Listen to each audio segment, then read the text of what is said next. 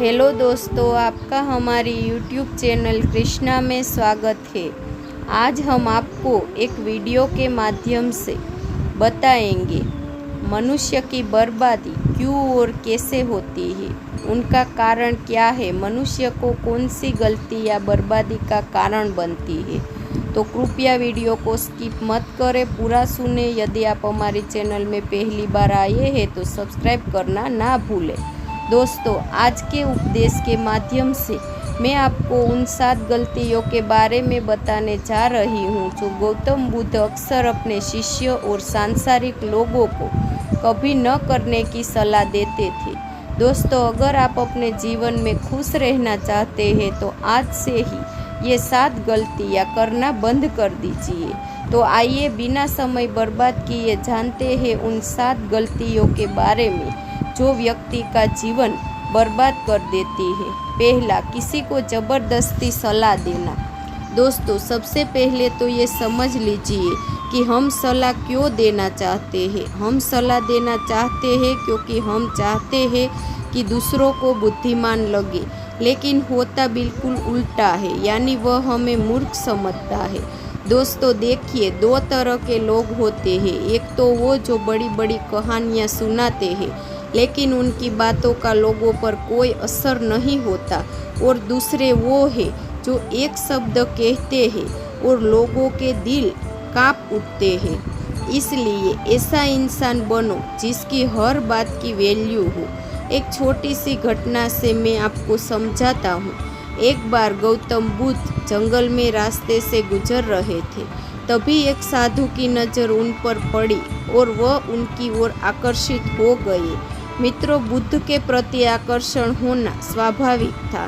और फिर वह व्यक्ति बुद्ध से पूछता है कि मुनिवर, क्या आप भगवान हैं? बुद्ध कहते हैं नहीं। तब भिक्षु पूछता है, तो फिर क्या आप सचमुच भगवान हैं? बुद्ध कहते हैं नहीं। बुद्ध तब कहते हैं कि मैं तुम्हारी तरह एक आदमी हूँ, सिर्फ इतना अंतर है कि मैं जाग रहा हूँ और तुम अभी सो रहे हो। तब भिक्षु बुद्ध कहता है कि तुम्हारे चेहरे की चमक देखकर लगता है कि तुम एक आदर्श व्यक्ति हो।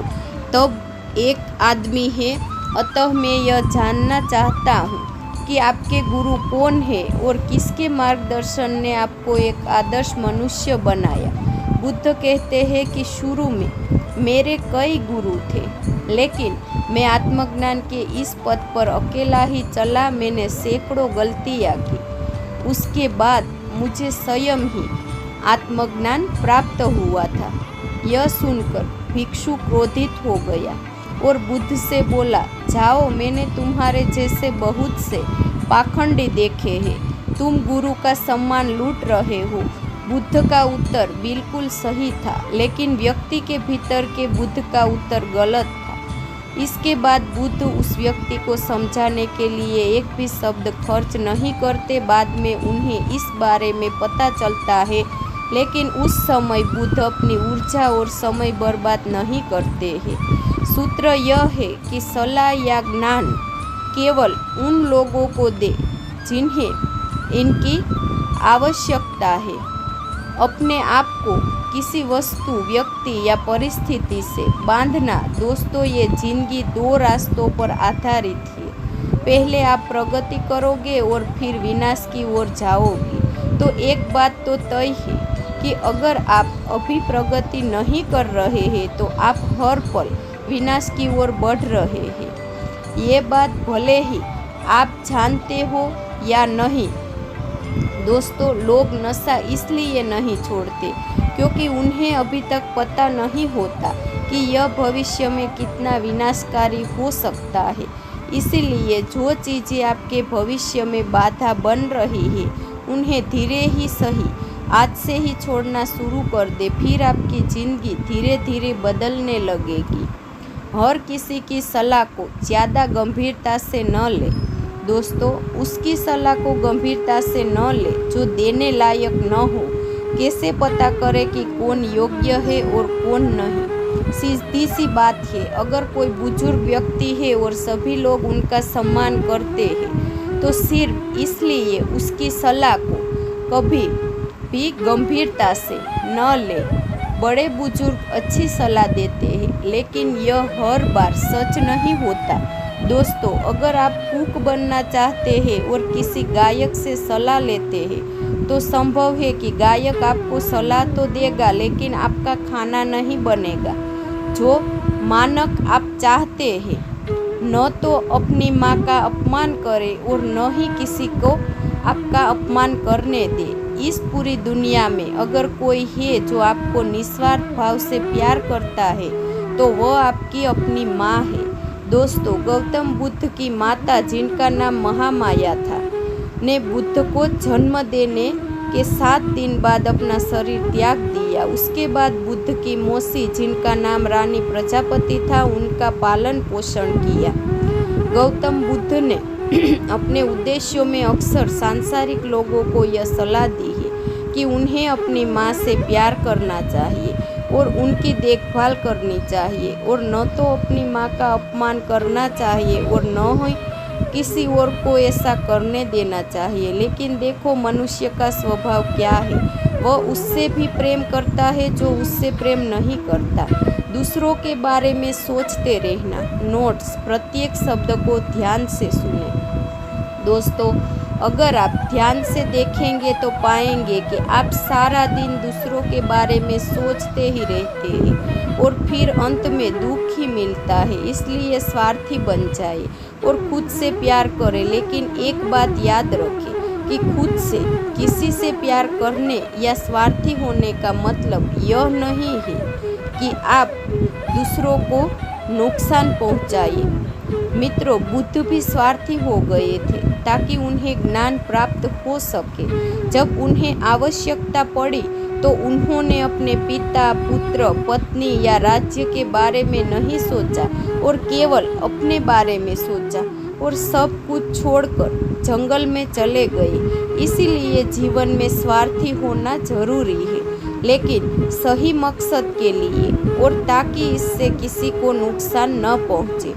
अपने आप को सबसे बुद्धिमान समझना बंद करें और सीखना बंद करें। दोस्तों, हमारे समाज में ऐसे बहुत से लोग हैं जो अपने आप को सबसे बुद्धिमान मानते हैं और हमेशा कहते हैं कि उन्हें सब कुछ आता है।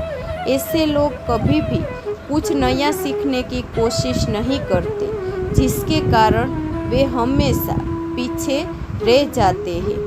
दोस्तों, जब हम कहते हैं कि हम सब कुछ जानते हैं तो हम अपने हाथों से ज्ञान प्राप्त करने का दरवाज़ा बंद कर लेते हैं, जिससे हम पिछड़ने लगते हैं।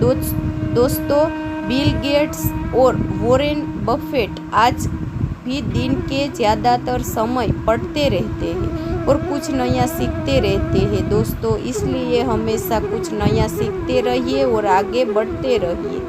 अपना समय बर्बाद करना। दोस्तों, जो प्रतिदिन अपना समय बर्बाद करते रहते हैं, बाद में कुछ पछताना पड़ता है, क्योंकि समय, जैसा कि हम सभी जानते हैं, कभी वापस नहीं आता। दोस्तों, हमारे पास चाहे कितना भी पैसा हो, हम उस पैसे से 1 सेकंड भी समय खरीद कर वापस नहीं ला सकते। इसलिए हमारे पास जो भी समय बचा है, हमें उनका सदुपयोग करना चाहिए और कुछ ऐसा करना चाहिए जिससे लोगों और दुनिया का भला हो।